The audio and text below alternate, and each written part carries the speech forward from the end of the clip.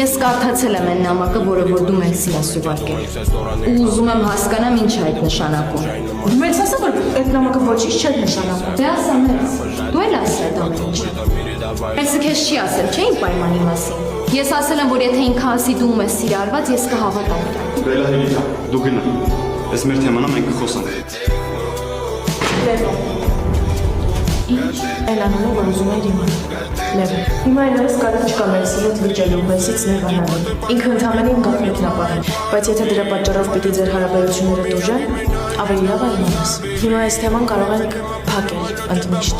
Ու արդեն Հելիկա, Շաքե Հելիկա։ Հիմա կարանք անցնենք առաջ։ Հա, կարանք։ Դու քո համար ես էլ իմ։